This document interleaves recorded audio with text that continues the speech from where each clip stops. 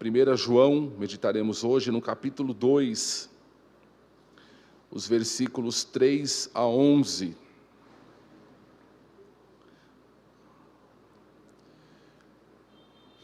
Primeira João, capítulo 2, os versos 3 a 11. A palavra de Deus diz assim, a versão NVI, que farei a leitura.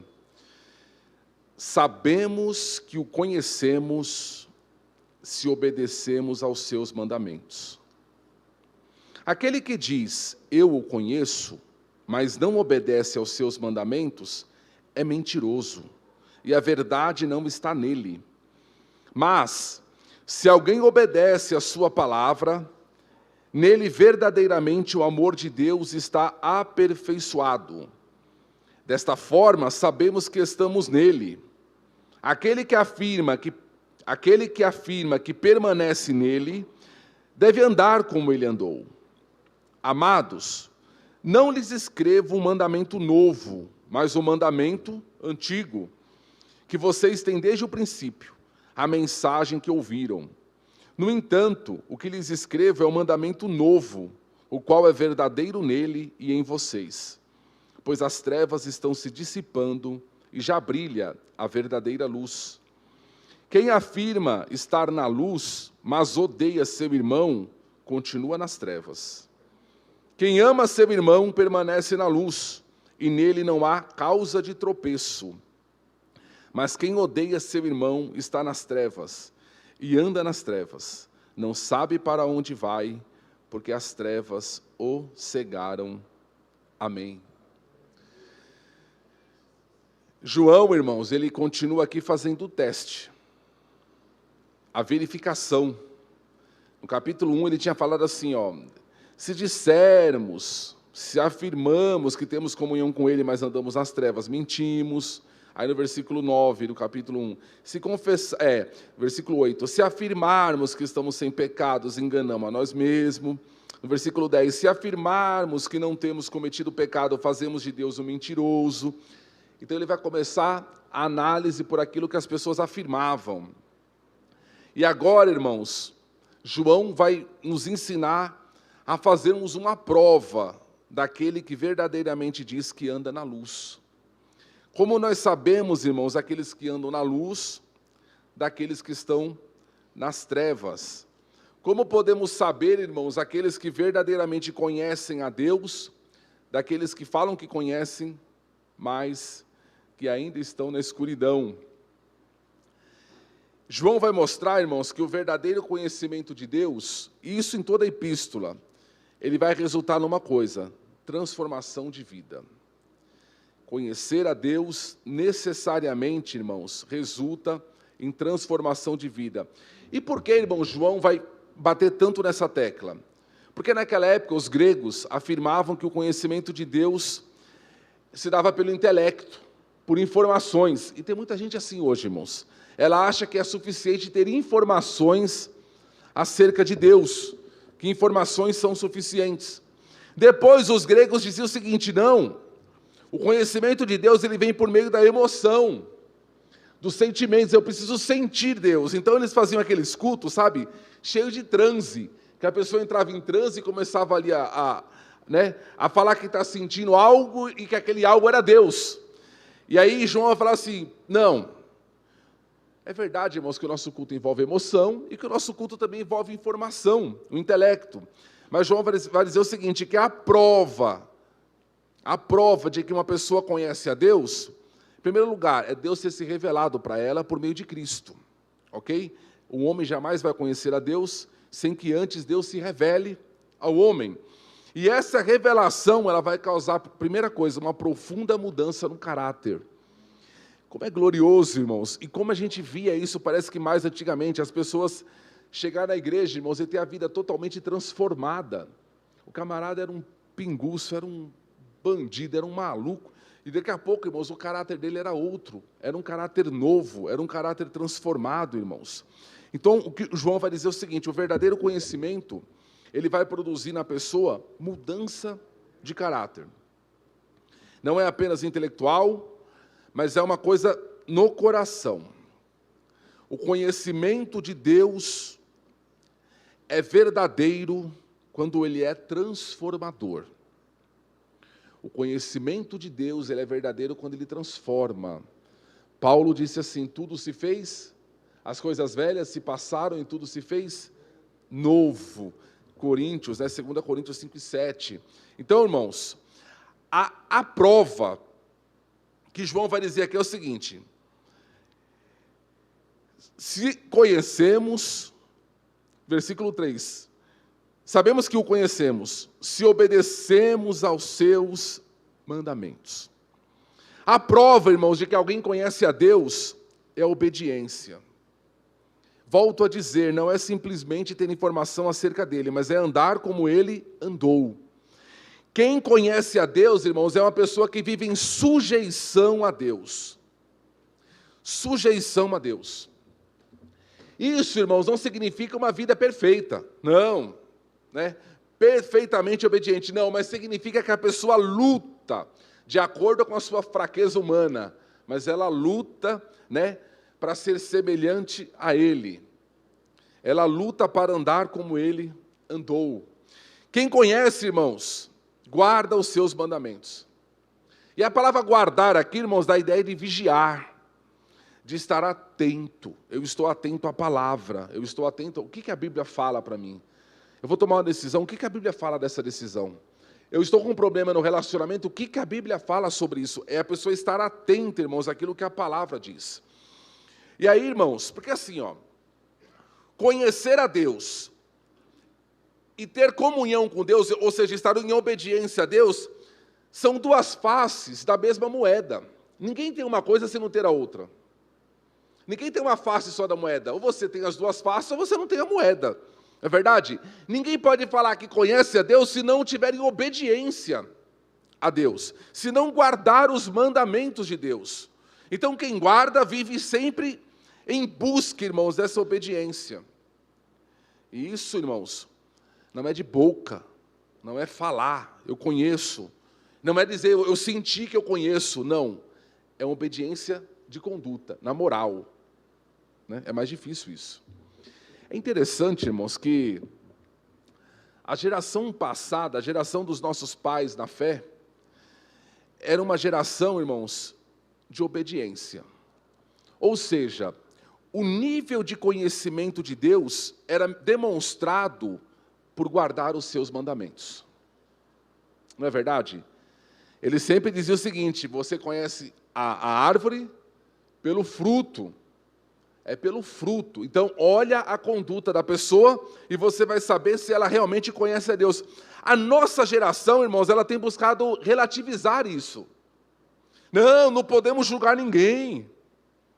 Né? Não, é como se fosse assim, eu tenho com Deus uma experiência sem compromisso.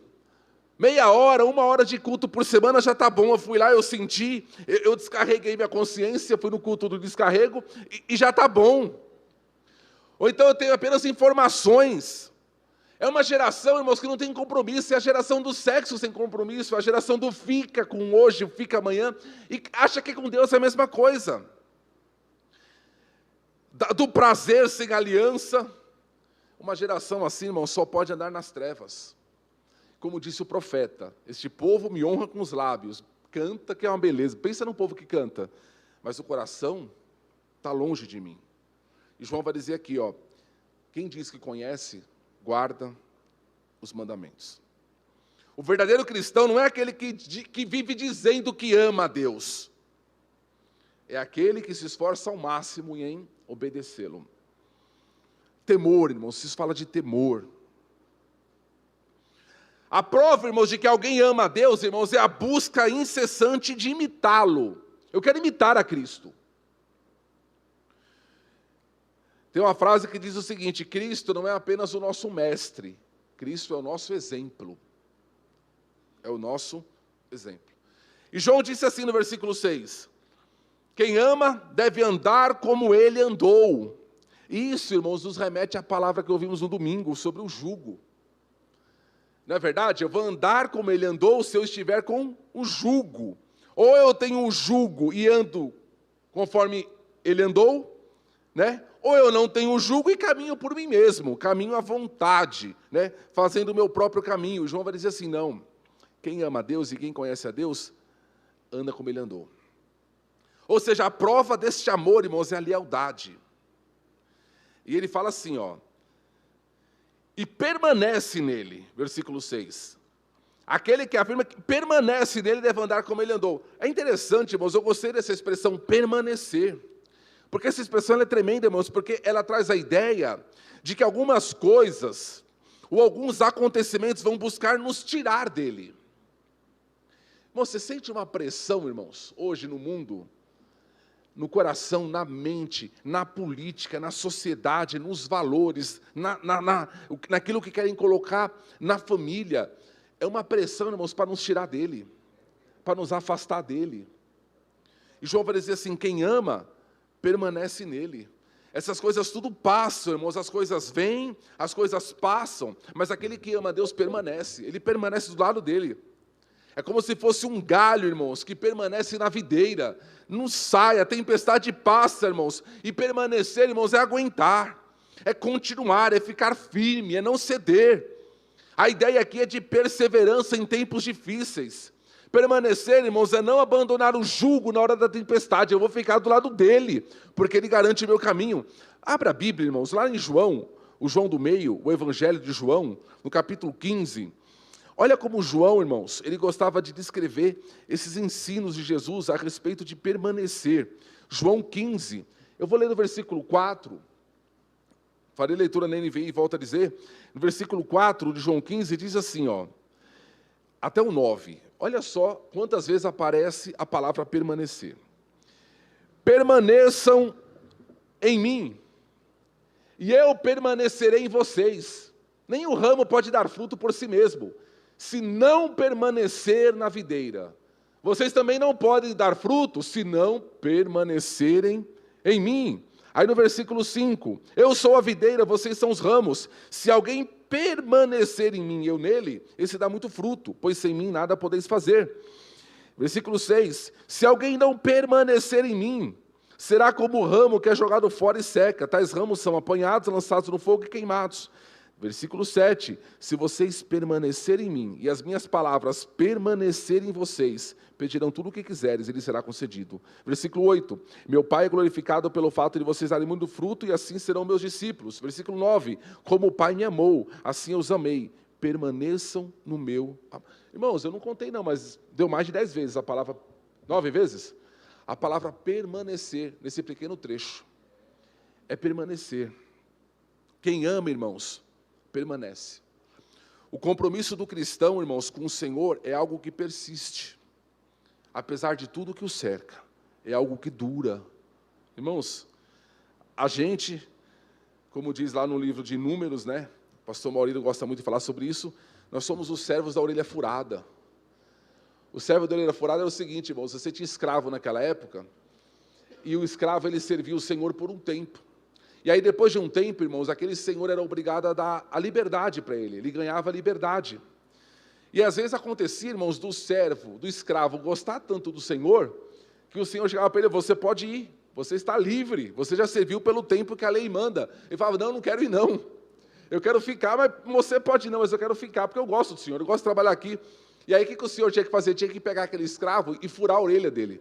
Aí fazia um furo na orelha dele, então chamava esse daí o servo da orelha furada. Ou seja, ele já não serve por obrigação, ele já não serve por necessidade, ele serve porque ele quer servir. Ele serve voluntariamente, ele está aí voluntariamente. Então, o cristão que ama a Deus, irmãos, ele é um servo da orelha furada. Não estamos por obrigação, porque somos lavagem cerebral, e somos... Não, a gente quer ficar. A gente gosta, a gente ama o Senhor, e a gente permanece, irmãos. Essa tempestade vem, irmãos, e quantas pessoas, irmãos, a tempestade levou, a pandemia tem levado, mas nós, irmãos, estamos com a orelha furada. Eu estou falando isso literalmente, ninguém vai furar a orelha amanhã, literalmente não, irmão, simbolicamente, ninguém vai furar a orelha amanhã não, viu? Somos servos da orelha furada, irmãos, estamos porque nós, por isso que a gente permanece, irmãos, só permanece, irmãos, quem tem a orelha furada. Só permanece, irmãos, quem está por amor ao Senhor. Então, quem ama a Deus, irmãos, está com a orelha furada. Volto a dizer, simbolicamente. Irmãos, e aí continuando, a segunda parte, irmãos, da mensagem de hoje, a primeira parte é essa, né? Se alguém ama, obedece, guarda os mandamentos. E a segunda parte, irmãos, que João vai fazer da prova, onde é que é interessante? No versículo 7, João disse assim: amados, não lhes escreva o mandamento novo, mas o mandamento antigo, que vocês têm desde o princípio, a mensagem que ouviram. O mandamento é novo ou não, irmãos? Não. Não vos escreva um mandamento novo, é um mandamento antigo. Aí no versículo 8, ele fala assim: no entanto, o que lhes escreve é um mandamento novo. Fala, meu Deus, deu um nó na... Ô João, o que aconteceu aqui? Será que é a idade de João, né? O que João escreveu aqui, irmãos? É um mandamento novo ou é um velho? E aí eu coloquei assim: o velho novo mandamento. É um velho novo mandamento. Por quê, irmãos? Que aí o nordestino pega um negócio desse, vai ali e fala: gente, é velho ou é novo esse trem? É velho novo. Ele é as duas coisas. Porque a ideia aqui, irmãos, é o seguinte: é o mandamento de amar o próximo, de amar o irmão. E esse mandamento de amar, irmãos, ele não é novo. Moisés já falou sobre ele. Deuteronômio 6:5, Levítico 19 e 18. Mas, ao mesmo tempo que ele é velho, ou seja, que Moisés já falou dele, ele é novo. Por que ele é novo? Porque Jesus deu um novo significado para ele. Porque Jesus deu vida a este mandamento. Jesus trouxe um sentido a esse mandamento. Você lembra? Sabe por que o mandamento é velho e é novo? Porque Jesus falou assim, ó: ouviste o que foi dito aos antigos? Ou seja, é velho. Eu, porém, vos digo, eu vou dar um novo significado para aquilo que eles falaram. Ele é velho, mas agora ele é novo. Jesus, irmãos, ele ia na raiz do problema. Ouviste o que foi dito aos antigos? Não adulterarás. Aí o camarada às vezes pegava umas brechas lá, e aí Jesus falou assim: eu, porém, vos digo, se você olhar para uma... Meu Deus do céu. Jesus falasse, né? No Brasil, na época do calor, se você olhar para uma mulher e a cobiçar no teu coração, você já adulterou. Jesus ia na raiz do problema. Por isso, com o mandamento velho, ele se torna novo. O velho não é desprezado. E através do velho é que o novo é produzido. É como se fossem, irmãos, os mandamentos, os testamentos da Bíblia. Você tem o Velho Testamento e o Novo Testamento. O Velho Testamento não é desprezado, irmãos, não foi anulado. O Novo traz para o Velho um novo significado, um significado maior. E por que, irmãos, o amor ao próximo precisava de um novo significado? Porque os judeus tinham deturpado ele. Porque a lei mandava amar o próximo, e aí o judeu foi lá e deu um jeito no mandamento e falou assim: quem é o meu próximo? Você lembra que o homem foi perguntar para Jesus: quem é o meu próximo? E quem era, irmãos, o próximo para o judeu? O judeu dizia o seguinte: para o judeu era assim, ó: eu tenho que amar o meu próximo, desde que ele seja um judeu. Eu amo o meu próximo se ele for um judeu. E se ele for um gentio? Ele é um cão. E se ele for um samaritano? O samaritano... ele foi feito como combustível para o fogo do inferno. É o que eles diziam do samaritano. O samaritano serve de combustível para o fogo do inferno. É uma raça miserável. Então, quem era o meu próximo? O que estivesse no mesmo nível. E aí Jesus chega com a parábola do bom samaritano, dizendo quem é o próximo. Por quê? Porque vocês deturparam o antigo mandamento. Então, ele precisava de um novo sentido. E o que Jesus vem falar, irmãos? Quem é o meu próximo? É o próximo, é o que está mais perto. Eu achei interessante, irmãos, que a versão inglesa traduz como vizinho. Você escolhe vizinho? Você escolhe o vizinho de cima, de baixo, do lado? Você não escolhe, simplesmente o camarada chega com os móveis dele lá e muda. E você não tem o que fazer. Você não é o dono? É isso, irmãos. A gente não escolhe. E é interessante, irmãos, que eu sempre gosto de falar isso, porque a gente acha um absurdo o fato dos judeus selecionarem um próximo. Não é um absurdo? Que absurdo, o judeu só gostava se o outro fosse judeu também. Isso é um absurdo, a gente faz igual. A gente faz igual, irmãos. A gente é tão hipócrita quanto eles. Sabe quando a gente faz isso, irmãos? Quando a gente prefere amar aquele que está distante do que amar aquele que está do nosso lado. Você já reparou que é mais fácil amar quem está longe? É mais fácil, irmãos, amar aquela pessoa que a gente uma vez por mês, uma vez, sei lá, uma vez por ano, ou uma vez na vida, a gente vai lá e entrega uma cesta básica para ela. Puxa, a gente ama tanto aquela pessoa, ela é tão querida, puxa, que pessoa bacana, porque a gente não convive com ela, porque ela não nos fere, porque ela não fala mal de nós, porque ela não conhece os nossos defeitos e nem a gente conhece os defeitos dela. Agora, vai amar o próximo. Vai amar aquele que você vê todo dia. A gente ama aquele que a gente vê de vez em quando, irmãos, porque aquela pessoa não é capaz de nos ofender. Então, o ressignificado que Jesus dá para esse mandamento é o seguinte: você não pode escolher a quem você deve amar. A gente sempre fala, irmãos, nós devemos amar mesmo sem gostar. Não é verdade? A ordem é amar o irmão. Amar o irmão, irmãos, é mais difícil do que amar o estrangeiro. Amar o irmão é, na maioria das vezes, mais difícil do que amar o estranho. E aí João vai dizer o seguinte: ame o próximo. E essa atitude vai definir se você está na luz ou se você está nas trevas. Amar o irmão, irmãos, não é uma questão de segundo plano. Não, o que importa é eu ser crente, é eu ser espiritual. O que importa é eu ir na igreja e prestar o meu culto e dar o meu dízimo e ir embora. Não, não é segundo plano. Isso vai definir o teu coração. Nessa matéria, irmãos, não há crepúsculo. Sabe o que é crepúsculo? É quando o sol está se pondo. Ou você está nas trevas ou você está na luz. Não tem assim meio termo. Eu estou no crepúsculo, eu estou aprendendo ainda. Não. Esse mandamento é novo, irmãos. Todas as vezes que a gente permite que Ele coloque a nossa relação no prumo. Puxa, como é difícil esse negócio. Esse mandamento é novo todo dia. Esse mandamento é novo porque Ele coloca pessoas novas para nós amarmos todos os dias. É o desafio de amar. Irmãos, mesmo que a gente vê todo dia, irmãos, o desafio de amar é diário. Paulo fala assim, não devais nada a ninguém, a não ser o amor com que vós deveis amar uns aos outros. Irmãos, a gente sempre está devendo amor. Eu sou devedor sempre, eu nunca vou pagar essa dívida, nunca. Por isso que ele é novo todos os dias. O mandamento de você amar hoje, amanhã vai ser novo, amanhã vai ser diferente. E amanhã o desafio será outro. No velho amar, irmãos, o amor é um sentimento. No novo, ele é uma ação. No velho mandamento, ele é apenas para os amigos. No novo, ele abrange até os inimigos. Puxa, não dá não, né, irmãos?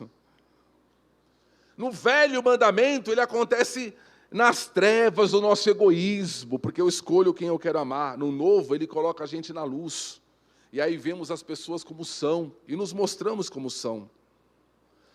E João vai dizer o seguinte, é interessante isso daqui, que quem anda na luz e quem ama o seu irmão, não há nele o que é escândalo, não há nele tropeço, não há nele causa de tropeço.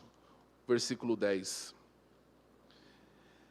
E aí, irmãos, eu fui procurar, irmãos, a ideia que fala assim, versículo 10, quem ama seu irmão permanece na luz e nele não há causa de tropeço. Nele quem? Em quem ama ou em quem é amado? Será que o tropeço aqui que está falando é em mim ou é na pessoa que eu amo? Quando eu amo, eu não vejo tropeço na pessoa. Ou quando eu amo, não há tropeço em mim. E aí eu fui ver uma outra versão que diz diferente. Fala assim, quem ama seu irmão permanece na luz e nela. Nela quem? Na luz. Não uma causa de tropeço. Na luz. Sabe qual era a ideia das trevas ali, irmãos? A ideia era o seguinte, era uma palavra chamada escandalon. O que era a palavra escandalon? Você tinha naquela época o chão pensa num chão de paralelepípedo, aquelas pedras antigamente, sabe? Na Lapa tem algumas ruas daquela ainda, que é feita com aquela pedra. Então você pegava uma pedra daquela e colocava ela saliente, mais alta. E aí a pessoa que estava vindo andando no escuro, o que acontecia? Tropeçava na bendita. E era chamada ela de escandalon. Essa pedra é uma pedra mais alta que se colocava para fazer o viajante tropeçar. Então Jesus está falando aqui o seguinte, essa palavra escandalon, da onde vem a palavra escândalo. Então essa ideia, irmãos, fala o seguinte, de quem está na luz, irmãos, não é escândalo e não vê escândalo no outro. Tem gente que vê escândalo em todo mundo, irmãos. Vê tropeço em todo mundo. Vê defeito em todo mundo, irmãos. É que, na verdade, o coração dela está em trevas. É aquela frase que a gente ouve aí fora, né? Quando a gente fala mal de alguém, a gente está revelando muito mais sobre nós do que sobre a pessoa da qual estamos falando. É um exame, irmãos, que João faz aqui do nosso coração nesta noite. Aquele que está na luz, ele não tem escândalo, não há escândalo no outro. O coração dele é um pacificador, não é um incendiário, não é um perturbador. O coração dele, irmãos, está na luz, está em paz.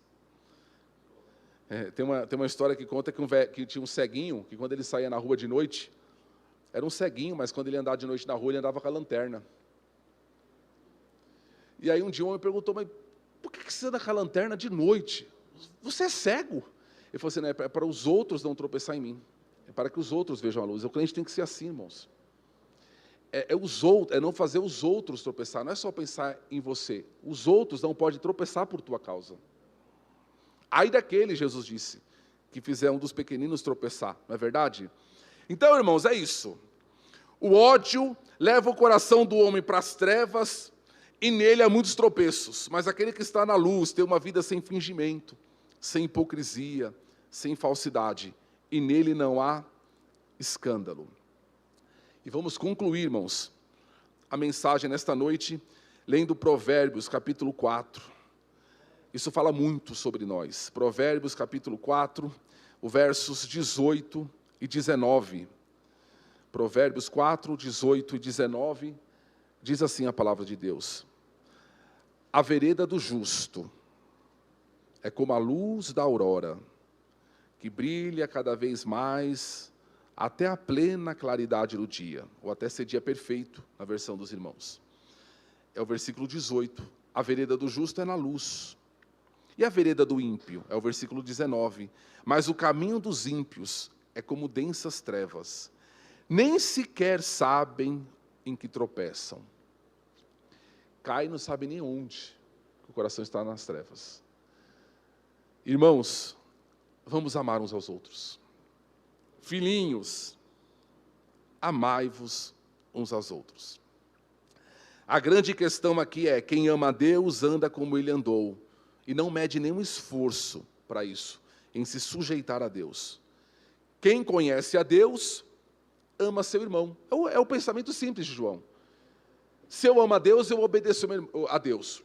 E se eu amo a Deus e conheço a Deus, eu amo o meu irmão. Quem não faz assim está nas trevas. E ali nas trevas, essa pessoa não consegue enxergar nem a si própria, nem a sua situação. Por isso que nela há muitos tropeços, para ela e para quem está perto. Que Deus nos ajude, que Deus nos guarde, que Deus examine, irmãos, o meu coração, o teu coração, e que Deus possa ver se realmente, verdadeiramente o nosso coração está na luz. Irmãos, e o mundo está cada vez mais em trevas. Andemos na luz, permaneça na luz. Daqui a pouco, irmãos, a gente sai dessa terra, sai dessas trevas que a gente está aqui, irmãos, estaremos com o Senhor. Permaneça, fique firme na luz. É uma dificuldade tremenda, irmãos, de amar. Meu Deus, como... E parece que cada dia é uma pessoa mais difícil para a gente poder amar. Mas permaneça amando, viu? Há um galardão para nós. Que Deus abençoe a igreja em nome do Senhor Jesus.